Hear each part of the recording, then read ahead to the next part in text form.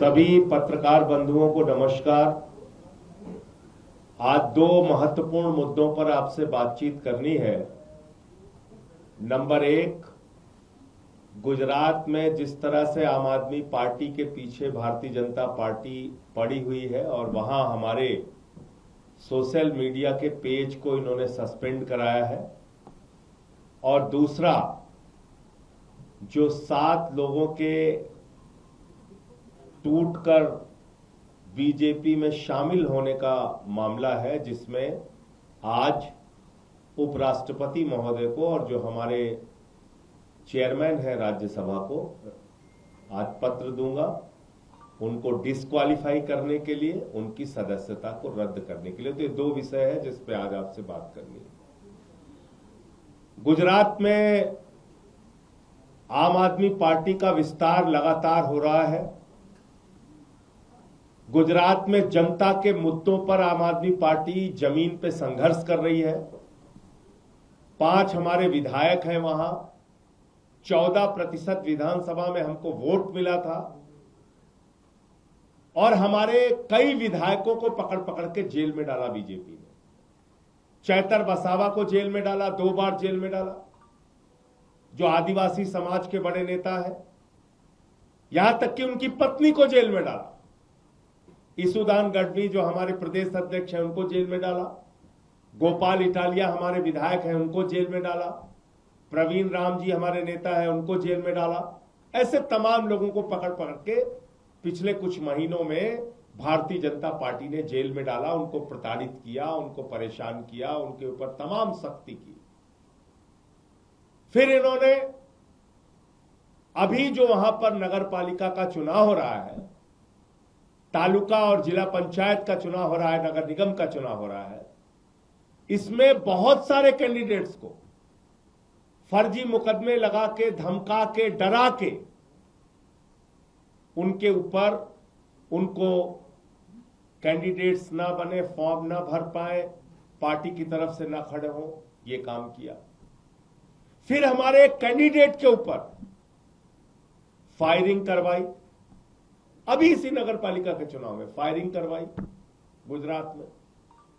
और आज जब मैं आपसे बातचीत कर रहा हूं तो हमारा गुजरात का फेसबुक का पेज भारतीय जनता पार्टी ने सस्पेंड करा दिया, इंस्टाग्राम का पेज भारतीय जनता पार्टी ने सस्पेंड करा दिया, और 3 अलग अलग लोगों के अकाउंट सस्पेंड करवा दिए जो सोशल मीडिया पे पोस्ट करते थे। अब इसकी वजह क्या है? बीजेपी अपने गुनाह को नहीं ठीक कर रही, अपने काम करने के तौर तरीके को नहीं ठीक कर रही। स्कूल अस्पताल कैसे बनेंगे, गुजरात का विकास कैसे होगा, इसको नहीं सही किया जा रहा। तो जनता आम आदमी पार्टी की तरफ झुक रही है, आम आदमी पार्टी से जुड़ रही है, आम आदमी पार्टी का विस्तार हो रहा है, और इसमें 8 करोड़ लोगों ने 26 दिन में सोशल मीडिया पर जाकर आम आदमी पार्टी की पोस्ट देखी है। यह कोई मामूली बात नहीं है। 8 करोड़ लोगों ने गुजरात के 26 दिन के अंदर जाके इंस्टाग्राम और फेसबुक पर आम आदमी पार्टी की पोस्ट देखी है, जिसमें कुछ उनके जन विरोधी काम थे, उससे संबंधित पोस्ट भी थी, कुछ हमारे नेताओं के भाषण थे, उनके संघर्ष थे, उनकी लड़ाइयां थी।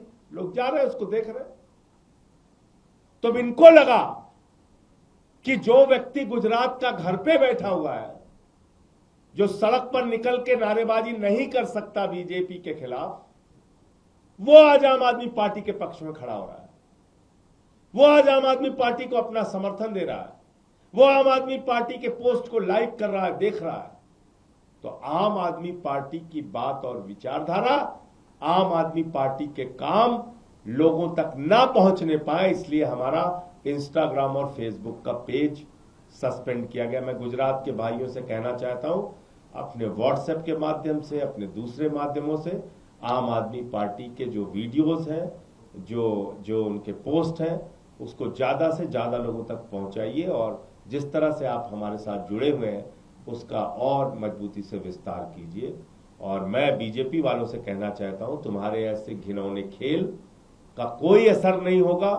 इस बार गुजरात की जनता 30 वर्षों के कुशासन का सुपड़ा साफ करेगी, ये मैं कहना चाहता हूं। और नगर निगम, नगर पालिका और पंचायत तालुका के चुनाव में भी हमारा अच्छा प्रदर्शन होगा, ये हमें पूरा विश्वास है। नंबर 1।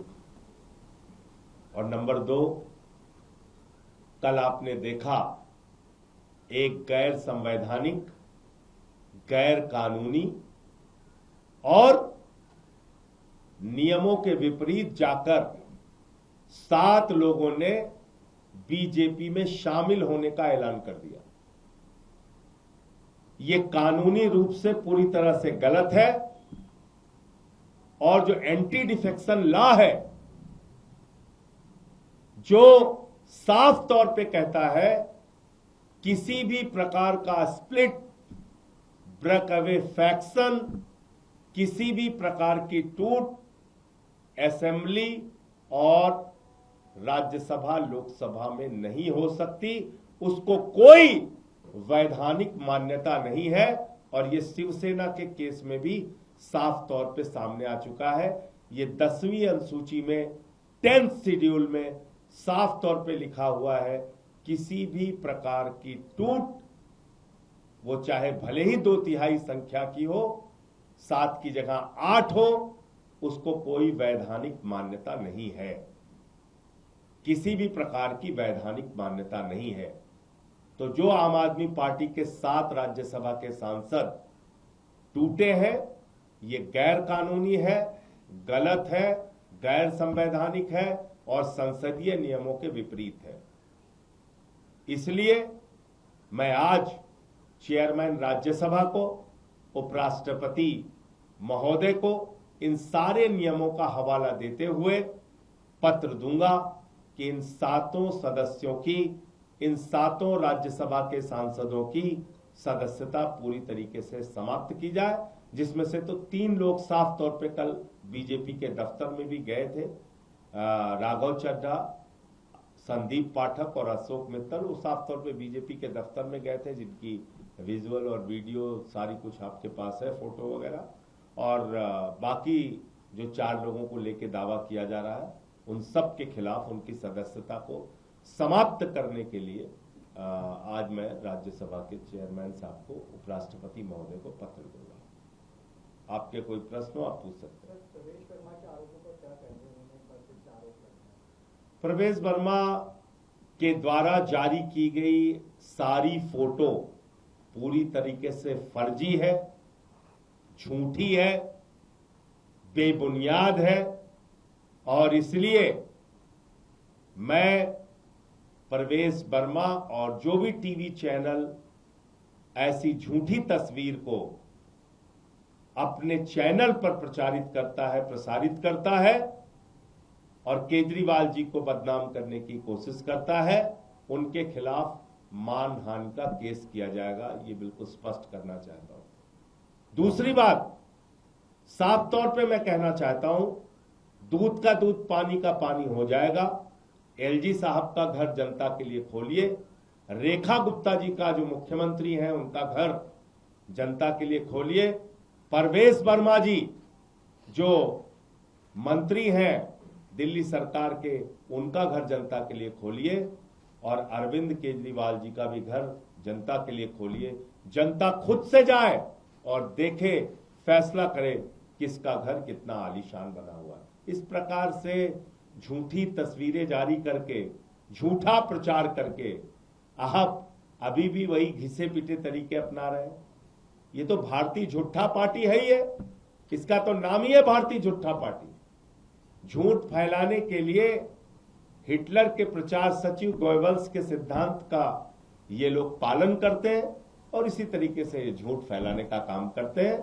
मैं फिर दोहराना चाहता हूं, मैं चुनौती देता हूं दिल्ली के मुख्यमंत्री को, एलजी साहब को और प्रवेश वर्मा जी को, तीनों घर अपना खुलवाइए।